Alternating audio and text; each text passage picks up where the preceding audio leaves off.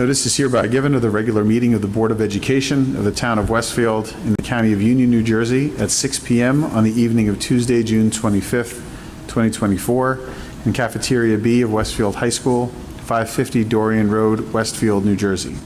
The Board will move immediately into private session to discuss matters rendered confidential by state and federal law, including personnel matters. The public portion of the meeting will resume at 7 p.m. The purpose of the meeting is to transact the regular business of the Board and to transact any other business to come properly before the Board.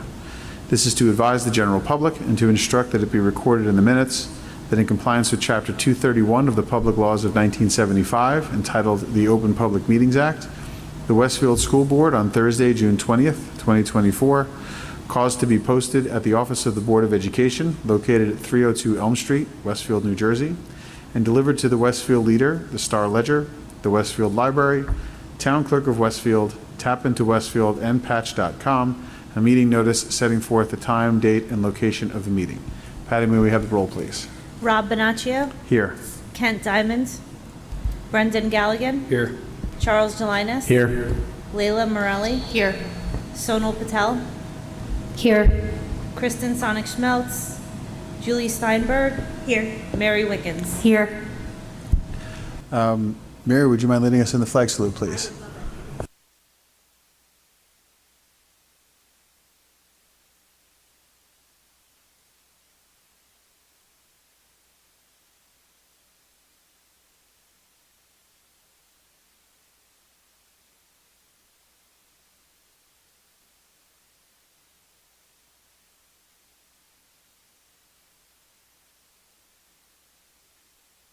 I ask the Board to approve the following resolution.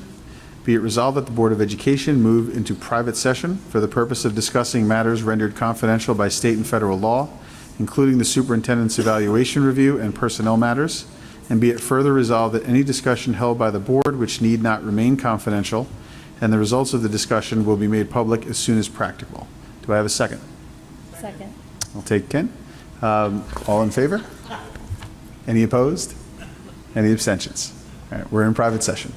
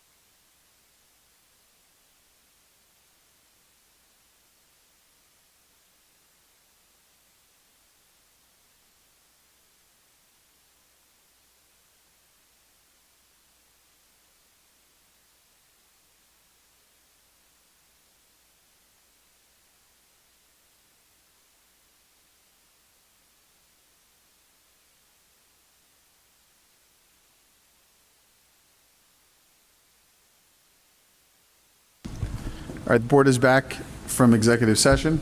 Oh, that was an echo.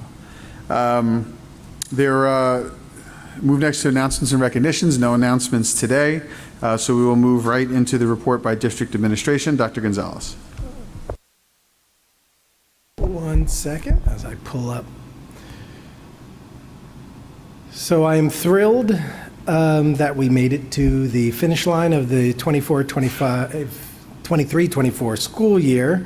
Last week we had the opportunity to celebrate the promotional exercises of our intermediate schools, the clap-outs of our elementary schools, and the graduation of our high school. And with each celebration, just to see the joy on our students' faces, as well as the emotion on our families' faces, I think, really speaks to the amount of emotion and energy that goes into educating our students.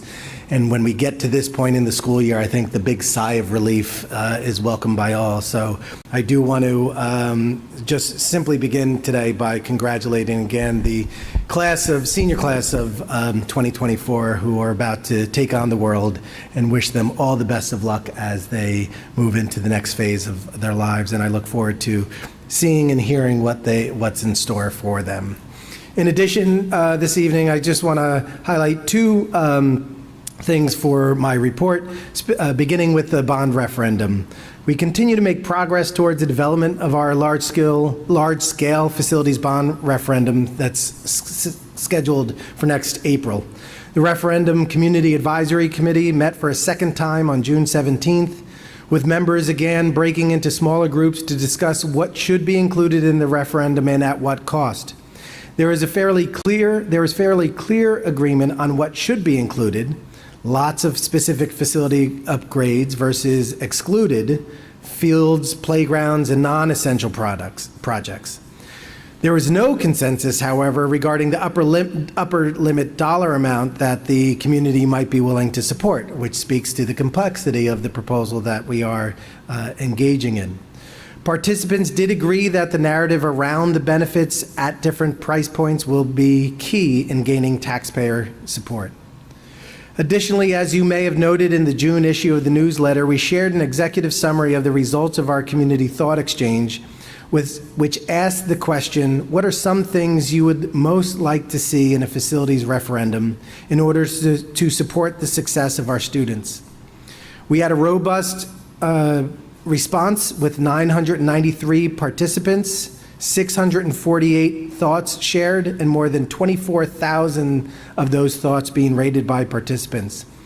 The majority of the participants were parents, with about 697 of them, and 210 staff members, but we did hear from a number of other community members, about 51 of them, as well as 8 students.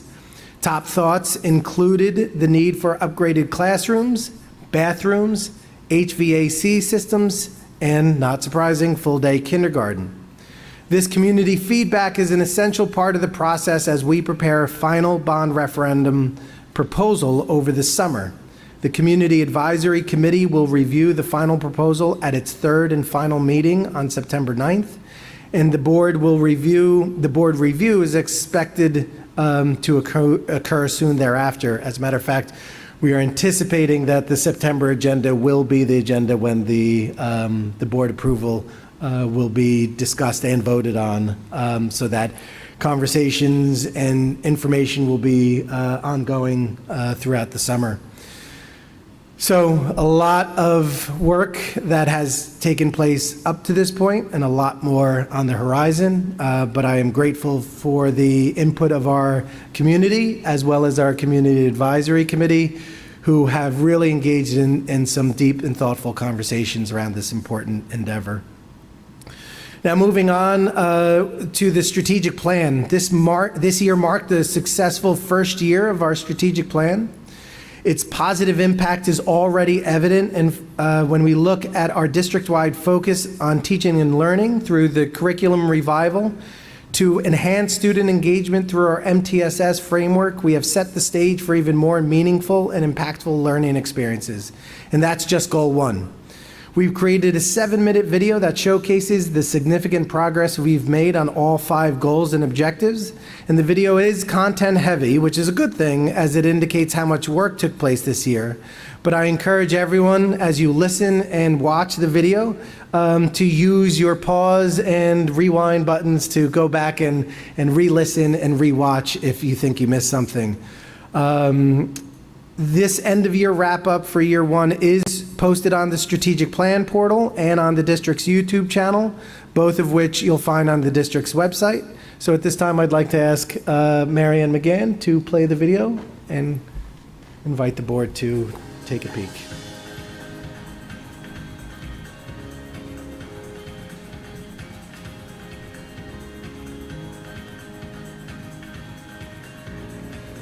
Our strategic plan serves as a 5-year blueprint that clearly defines our priorities and our vision for ensuring the success of all students. It's not a static document. In other words, actions taken in year 3, for example, will depend on what was achieved in years 1 and 2. Each year, we will provide an update on specific activities and progress monitoring indicators for each goal and objective.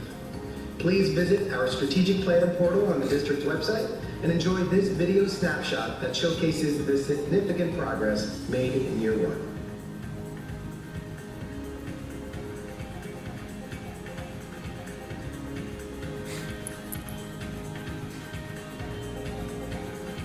Goal 1 emphasizes the critical need to enhance educational depth and quality for all students, ensuring they are well equipped for future challenges and opportunities.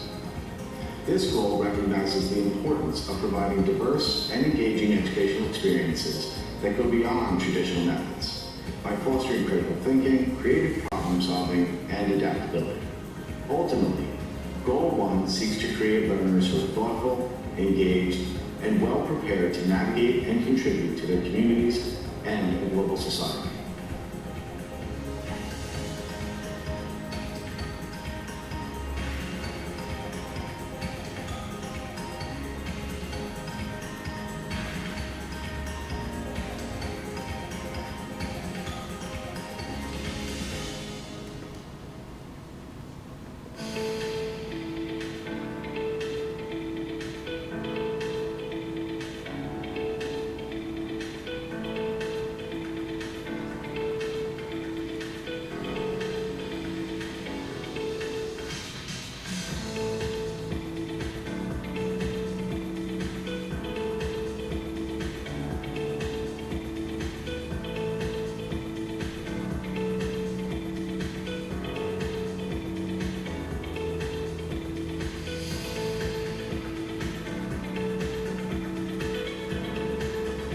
Goal 2 recognizes the crucial link between student wellness and academic success. By prioritizing wellness in school culture, programs, and practices, the district aims to support physical and emotional health of both students and staff, which can lead to improved attendance, engagement, and overall academic performance. By continuing to integrate wellness into our school district's core values, we prepare our students to develop lifelong healthy habits and coping strategies, while also creating a more positive and supportive work environment for our educators and staff.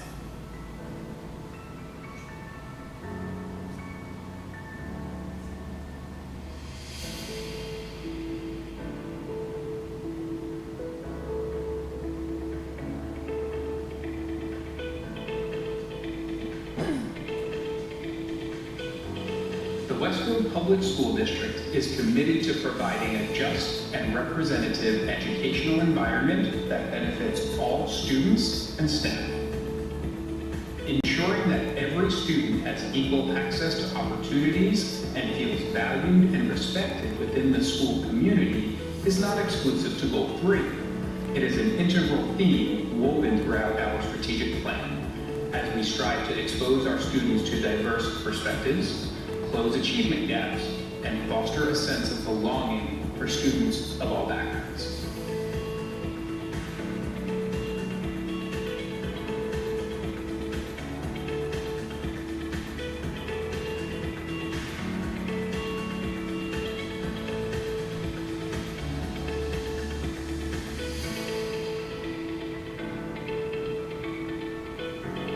Goal 4 is all about meaningful connections. By strengthening our relationships within the district and with the broader Westfield community, the school districts can tap into additional resources and support to enhance educational opportunities for our students. Strong community connections and open communication can lead to increased parental involvement, expanded learning experiences, and greater overall support for district initiatives.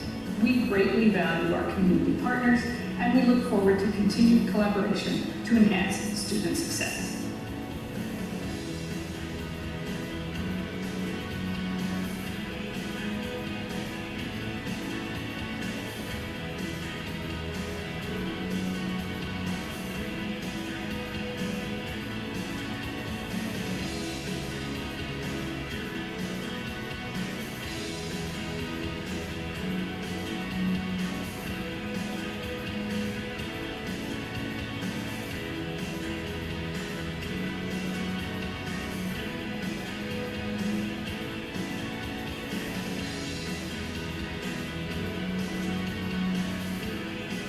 A solid financial foundation is essential for achieving all other objectives in our strategic plan. Goal 5 focuses on ensuring that financial resources and physical infrastructure are effectively managed and aligned with district priorities.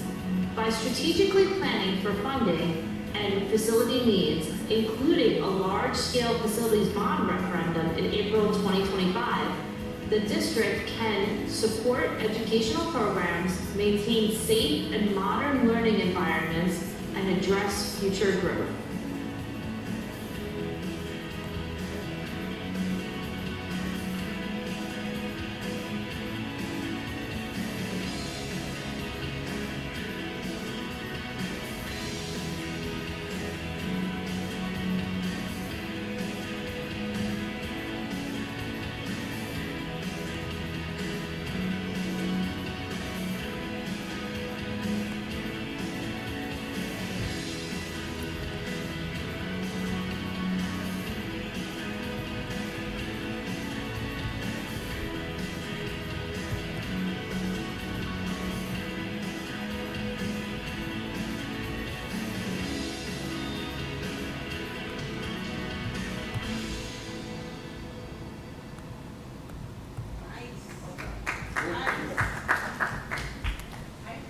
Comment I gotta make? Nope. Okay. The juxtaposition between the black and white and the color of you guys speaking had me like completely engaged. I couldn't take my eyes off it. Well, I definitely want to thank Marianne McGann and members of the cabinet who all contributed to this. Marianne's eye and production expertise certainly can take the credit for all of that. But truly, the work that you see embodied in that video, I think, represents work that we are all proud of. We hope you and the community are proud of. Because it certainly has made a difference already in the year that's taken place this past really 8 months since we really enacted it. Moving into next year, what you see is the foundation that we're going to launch from. So over the summer, we're going to revisit our strategic plans and action plans to see what we need to identify as work that we did not accomplish and needs to move into this coming year, or based upon the research and the review that took place this year, what follow-up action plans need to take place. And as I mentioned, when we built this plan, it is a 5-year endeavor, but each year's worth of action will be dependent on what takes place the year before. So as I think the easiest example, with an action item that speaks to a referendum being presented to the community this April, obviously the results of that referendum will determine what happens in years 3, 4, and 5 in many ways. So I, again, just thank everyone for their support and their participation in making the strategic plan for Westfield Public Schools a true roadmap that is guiding our work in unifying our school community and allowing us to see the progress that you saw indicated. So As mentioned in my report, but I also want to point out that in addition to the board portal, on our YouTube channel, the strategic plan portal, the YouTube channel, we've also we'll be adding a link to the presentation on our board agenda page, so that not only will you see our agenda, but you'll also see the presentations for each of those meetings whenever there is a presentation, so the link will be there. So I think we'll have covered as many of the places as possible to get to folks, but we'll keep pushing it out, and that concludes my report this evening. Any comments or questions for Dr. Gonzalez? Earlier comments duly noted.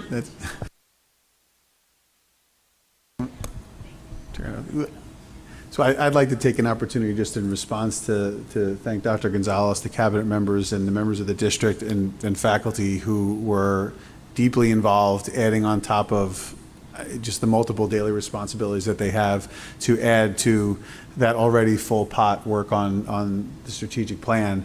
In looking at this from the outside, you look at some of these things and they are truly foundational. I think that's the right word. And in some cases, there are things being done to fill in some of the things that maybe we haven't had that perhaps should have in the past.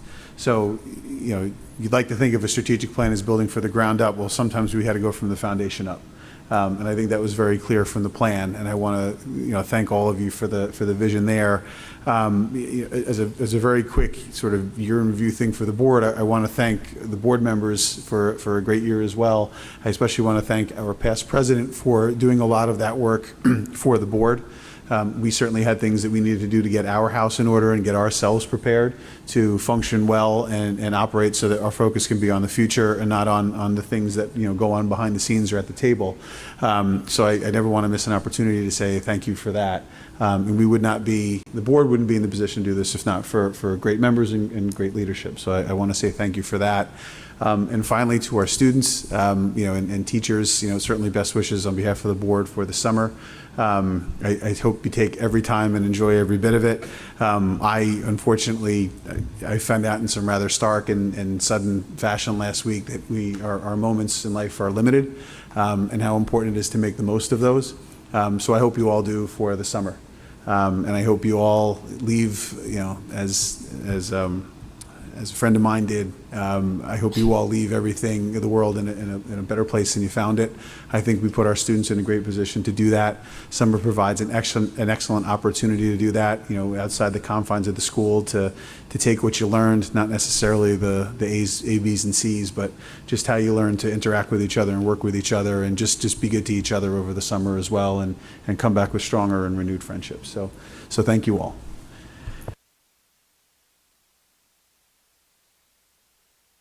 With that, we will move to board committee reports. First is curriculum instruction and assessment. Normally that would be Kristen, but she is making the most of her moments today with her kids. So I'll give that report. So as discussed at our last board meeting, the curriculum committee met on June 17th for a presentation on revised curriculum for the following subjects, and this is a lot.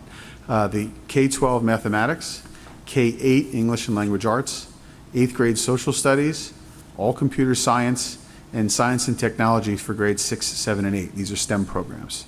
Approval of these new curricula, all of them, is on tonight's agenda as curriculum item A. At the board's last meeting, we discussed this new curriculum format for the district, which you'll see these particular courses in. Among other positives, this new format addresses requests made by parents for more readable and understandable curriculum documents. The district's response on this regard and in revising the curriculum was thorough and very comprehensive, as you'll see. Curriculum documents that often exceeded 70 pages in length and still left some readers unsure of content have been replaced with 6- and 7-page documents that set clear descriptions of the lessons being taught and the timeline on which they are being taught. The board would like to thank the Assistant Superintendent of Curriculum, Matt Bolton, Department Heads Liz D'Alessandro, Tom Patterson, Liz Riley, and Andrea Brennan, and the multiple faculty members who spent significant time not just rewriting the curriculum, but developing the new format for the curriculum going forward. Note that much preparation and writing time was done over the summer. This is going to be a trend for curriculum writing in the years to come. In the past, teachers often had to sacrifice classroom time to be part of the writing process, but now that process itself has been redefined to occur during the summer months, providing drafters with greater time to focus on the task without sacrificing class time. Presuming this curriculum is approved, the documents will be posted on the district's website in their new format. As a district revises other curriculum, maybe modern languages, et cetera, they'll be placed in the new format as well. So you won't see everything in the same format. They'll be placed in that format as they are revised within their departments. A new curriculum interface is expected to be up and running in January 25, February 25, we'll call it first quarter, just to give a little wiggle room. But parents can access the new curriculum documents through the current portal till then. So whatever's revised, you'll see in the new format. Finally, note that this is the first of 3 steps in revising our curriculum. Steps 2 and 3 involve our writing teams reevaluating assessments and resources that will be used to implement the new curriculum. Students next year, however, will receive instruction using these new standards. Assessments and resources will be adjusted as necessary to complement those structures. There are far too many curricula for approval to review each class. I would not do that. Instead, just a brief summary of the changes in standards and modernization of the curriculum for the board and the members. So the mathematics curriculum, the revised standards, which follow the state standards, emphasize data literacy starting from elementary school to build a strong foundation for future coursework in statistics, probability, and data analysis. Key changes: earlier exposure to monetary units, an increased focus on foundational mathematical concepts in intermediate grades, and clustering advanced high school standards into specific courses. The new elementary English and language arts curriculum is designed to build foundational literacy and critical thinking skills for the students from kindergarten through 5th grade. The curriculum emphasizes competencies in foundational skills: reading, writing, speaking, listening, and language, specifically and particularly in grades kindergarten through 1st. Turning to writing, that develops from composing simple sentences in the early grades to more complex narratives. In the intermediate grades, the curriculum adds transitional units, analytical writing, and interdisciplinary studies, which help prepare students for the high school as well, and performance-based assessments and interdisciplinary studies they'll see there. 8th grade social studies curriculum, that was revised to reflect Department of Education requirements for civics education in middle school and the interdisciplinary mini-unit on the Holocaust. The Holocaust mini-unit in particular, as important it is from a substance perspective, also provides students a way to experience interdisciplinary learning before they make course selections for 9th grade. So both a content and a practice positive there. And that unit will culminate in an 8th grade assembly. Computer science standards during grades 6 to 12. This was a complete redesign of grades 6 and 7 courses with modernization of the high school courses, covering everything from computing systems, data and analysis, programming. Intermediate and high school teachers created transfer statements to align with state-issued computer science practices. The idea of all this being to equip students with real-world applicable knowledge. And high school courses are now going to be reformatted to focus on more formal programming details, some ethics, and a lot of data security, which obviously is a significant career point. Finally, the technology education, the intermediate school STEM courses, that in grades 6 to 8, they build student proficiency in STEM by deepening their understanding of engineering and design principles each year. The 6th and 7th grade quarterly courses help students build those skills. That leads into an 8th grade semester-long course where students will refine skills and apply more components to learn about things like automation. They also talk about things like sustainability, ethics, and environmental considerations in design. And all of their projects are generally centered on a common theme, so that you basically grow with the theme throughout your time in the STEM courses. So basically you have familiarity as you progress through the courses. That gives you a strong foundation in STEM and sets you up for the high school versions of these courses, which will be coming. Curriculum Committee has 2 other items for action tonight. One, the approval of a district field trip, and the second is the approval of a statutorily required language instruction education program for the district for 2024 to 27. This is a plan that must be submitted by the state, by all local educational entities, that's us, describing their staffing for, number of students served, curriculum, and review process for a student's entry and exit into bilingual education. So we were busy. Any questions? Thank you. All right, with that, I'll move on to report from Finance and Facilities. Brendan? Finance and Facilities Committee met Friday on the 14th. We reviewed the end of the 23-24 budget. Looks like we'll be putting approximately $1.3 million into cap reserve at the end of the year. Always nice when we come in under budget for the year. It means our health benefits will come in under budget. We're always watching those. We're self-insured, so it's not a predictable number for us, like a premium payment. So they had been trending higher, and then that trend reversed. So that's always a good thing. We've begun ordering various things for the 24-25 school year. We got our field report from FKA Architects. FKA, in collaboration with Rutgers, sampled soil at all of our fields and gave us a plan to improve the health of our grass fields. Certain things are simple, like behind Edison, one section is overly used. You can see it from Google Maps. That's how bad it is. Their suggestion is move practice somewhere else on that field. They really weren't complex suggestions. Then it gave us a detailed maintenance and improvement plan. The same group also did the town fields, so the town has the same information for their fields that we have for ours. Fields, whether they're town or school fields, should be improving in the next couple of years. Phase 1 at Roosevelt is 95% complete, with some roof capping or some roof repairs being the last remaining items on Phase 1. The scaffolding's been moved to the Phase 2 side. Various other issues have been addressed with the contractor, and that's all I'm going to say there. And replacement of the Phase 1 roof is supposed to begin this week.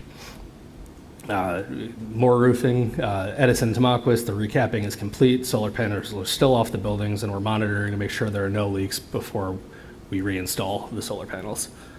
Tamaqua had a leak that required some mediation in room 205. That is done. Air quality testing was repeated and has passed. We regularly perform air quality tests at the request of district staff or when there's a concern.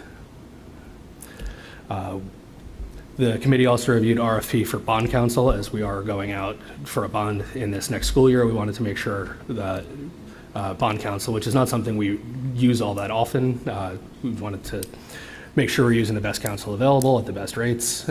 We are recommending that we reappoint McManaman Scotland as they're our current bond counsel. They came in with very close to the best rates, and the experience we have with them doesn't warrant a change. We did also, earlier with the past budget vote, we did approve the creation of an assistant grounds supervisor. Tonight on the agenda, we're going to be appointing that person, Armando Couret. Thank you. Hopefully I said the last name right. Yes. So we're excited that he'll be joining us next week. Lastly, there's a bid opening for work being done at Roosevelt, including an IDF and tech closet, and redoing or creating the Fab Lab. Sorry, that's the contractor. Patty, can you explain what's going on at Roosevelt? It is, we're calling it the Fab Lab. Okay. So it's the old wood shop space that's being redone. So we think it's going to be fabulous at the end. So we've kind of coined it the Fab Lab. That and then the other tech closets were two separate bids that are on the agenda for tonight. Thank you. And that was our last meeting for the year. So more to report in September. Okay, next, report by Policies, Personnel, and Governance. Layla? Or Mary? I'm going to go. He said my name first. There's no report tonight. We didn't have a meeting. We're going to meet in September? Okay. Mary will be in charge next year. Fair enough. Well shared division of labor there then. With the committee reports completed, we'll move to recognizing the public on agenda action items only. During this portion of the meeting, district residents and staff are invited to address the Board of Education on agenda action items only.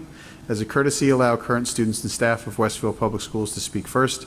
The board requests that individuals sign in and state their name, municipality of residence, and group affiliation if applicable for the record, the specific action items they're commenting on, and asks that all remarks be directed to the board president or designee, not to individual members or staff. The board asks that members of the public be courteous and mindful of the rights of other individuals when speaking. Specifically, comments regarding personnel matters are discouraged and cannot be responded to by the board. Students and employees have specific legal rights afforded by the laws of New Jersey. The board bears no responsibility, nor will it be liable for any comments made by members of the public. If a matter concerning a district staff member is of interest or concern to a resident, the matter should be referred to the responsible building principal, superintendent of schools, or the Board of Education, either by telephone, letter, or email. Although the board may not respond to items raised during the public forum, all public comments will be considered. Please note that if any member of the public becomes disruptive during the meeting, the board president may terminate the participant's statement. Continued disruptions may result in removal from the meeting or adjournment of the meeting. Each speaker's statement will be limited to 3 minutes in duration.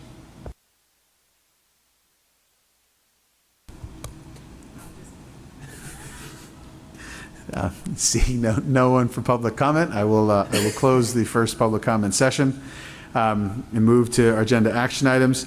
I'll begin by asking the board for a motion to approve the June 11th, 2024 regular board meeting minutes and the minutes for 2 executive sessions on June 11th, 2024. Okay, can I have a second? We'll take Layla with the second. All in favor? We can do just by voice vote. Aye. Any opposed? Any abstentions? Sonal, would you move the governance items on the agenda, please? Sure, I'd like to move item A under the governance section of tonight's agenda. Is there a second? Thank you, Mary. Any discussion? You can. Rob Bonaccio, Yes. Kent Diamond, Yes. Brendan Galligan, Yes. Charles Gelinas, Abstain. Layla Morelli, Yes. Sonal Patel, Yes. Kristen Sonic-Schmeltz, Julie Steinberg, Abstain. Mary Wickens. Yes. Okay, that carries. Mary, will you move the personnel items on the agenda, please? Let's hope I don't say XYZ. I'd like to move items A to BB under the personnel section of tonight's agenda. Is there a second? Ooh, Sonal. Very fast. Any discussion? No?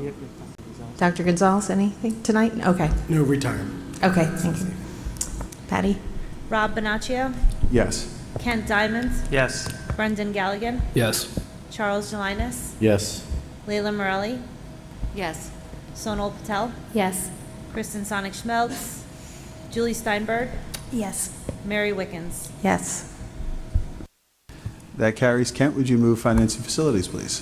Absolutely. I'd like to move items A through U under the finance section of tonight's agenda. Before I do, I'd like to highlight some donations. We have a few. First one from Tamacos PTO for $14,529.87 to purchase a Volta inclusive spinner for the Tamacos playground.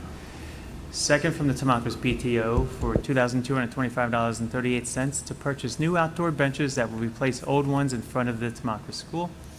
And lastly, the third donation from the Rotary Club of Westfield in the amount of $500 for the Jefferson Garden. So thank you to the Tamacos PTO and the Rotary Club. And that brings our year-to-date total of, drum roll please, $104,099.96. And with that, may I have a second? Brendan. Thank you.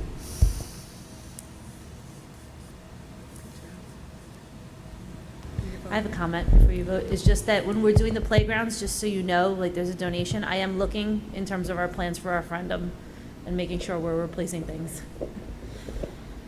Rob Bonaccio, Yes. Kent Diamond, Yes. Brendan Galligan. Yes. Charles Gelinas. Yes. Layla Morelli, Yes. Sonal Patel, Yes. Kristen Sonic-Schmeltz, Julie Steinberg, Abstain from you, yes to all others. Mary Wickens. Yes. That carries. Layla, would you move the policy items, please? Sure, I'd like to move item A under the policy section of tonight's agenda. Do I have a second? Ken?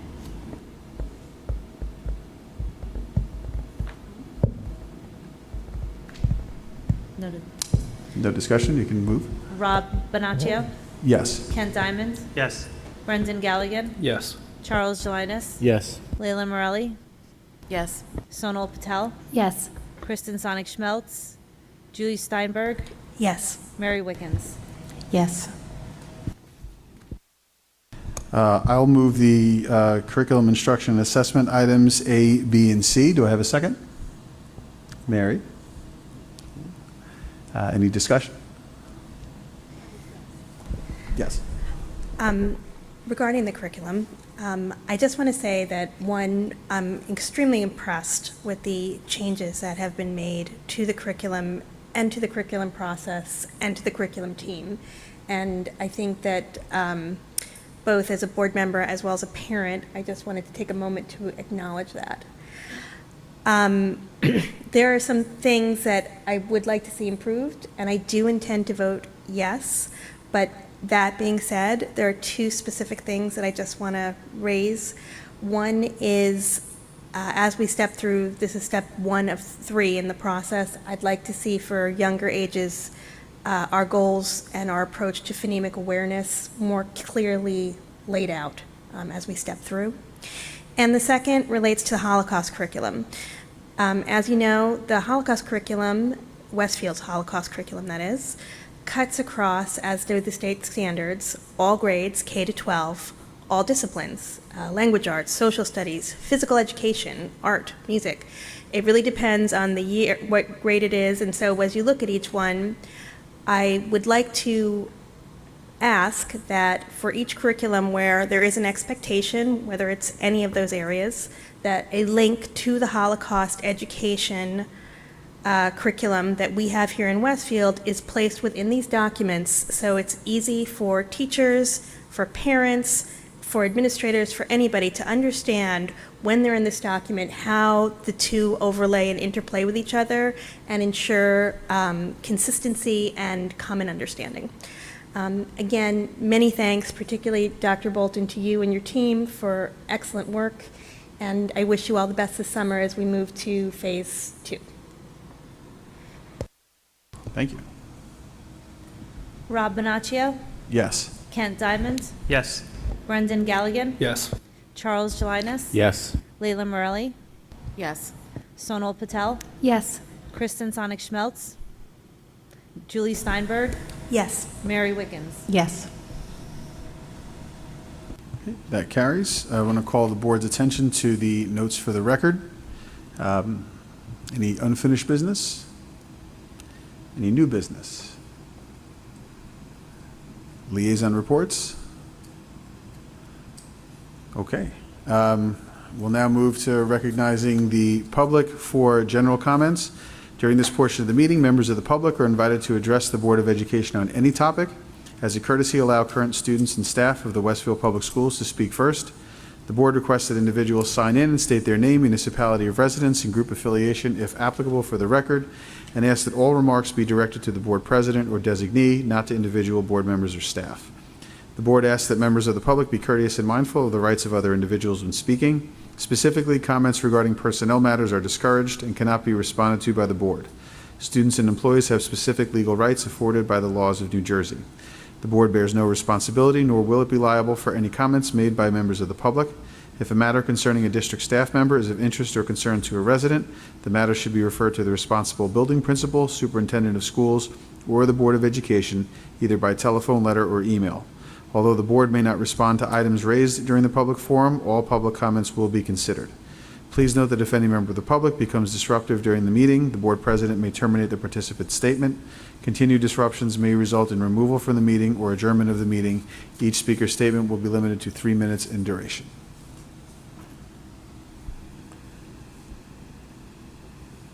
Seeing no members of the public for comment, I will close public comment, and I will make a motion to, unless there's any other comments. I'll make a motion to adjourn. May I have a second? I'll take Brendan for that one. All in favor? Aye. Any opposed? Any abstentions? We are adjourned.